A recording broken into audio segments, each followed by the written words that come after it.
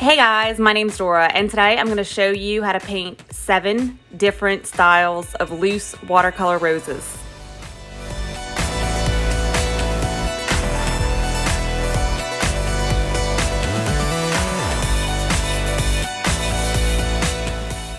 This is the classic style of loose watercolor roses.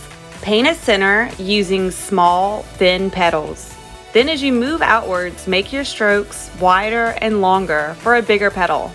The petals should get bigger and bigger the more that you move outwards.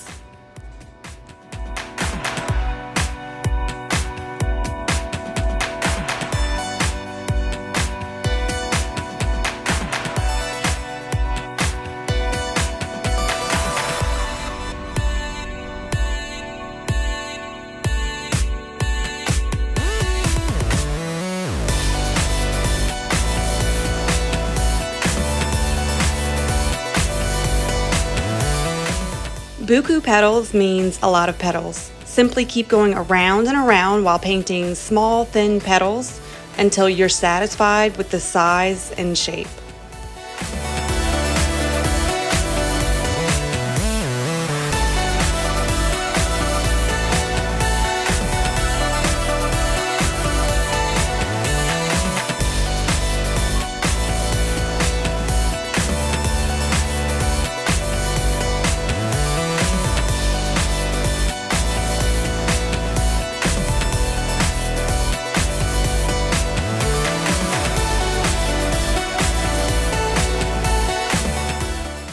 Thin and thick roses have thin petals on the inside and then immediately go to thick or even fat petals on the outside. How thin or thick is up to you, and when you transition from thin to thick is also up to you. Have fun with this and try all combinations. I've even tried a thick and thin rose where the petals start off really thick and then suddenly become thin.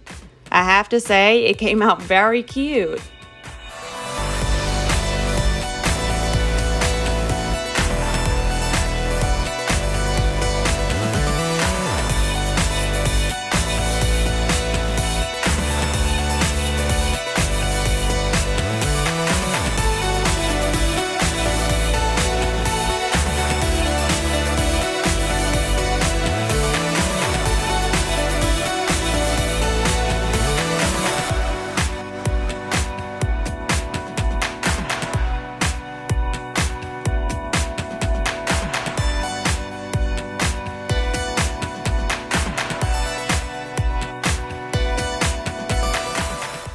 Make the center as you wish, and then about 2/3 the way out, make 4 to 5 prominent petal shapes, and then connect them.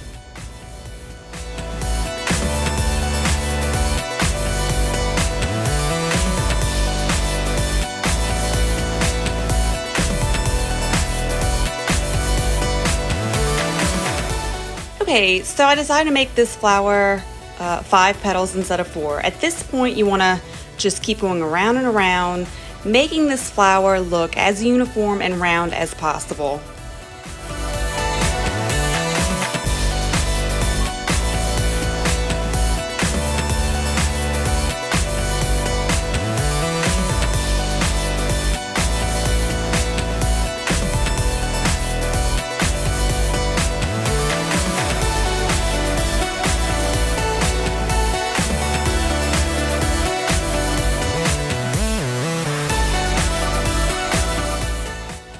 The blob rose and the flower rose look a lot alike, but the blob rose does not have a distinguished center, barely any discernible shapes, and hardly any white showing through.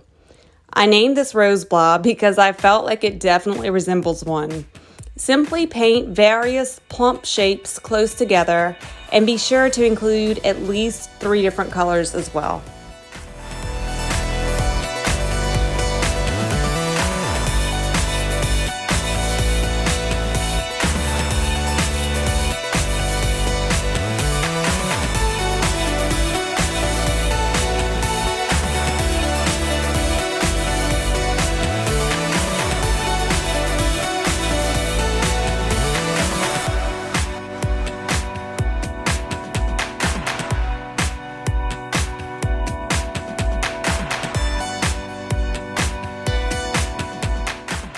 Petite means a little bit, so this rose will have a small number of petals, usually 10 to 15. This rose has a very unique and distinct style. I like to paint this style of rose at an angle. Paint the center part first, then start painting the petals, opening up on one side only. And there you go.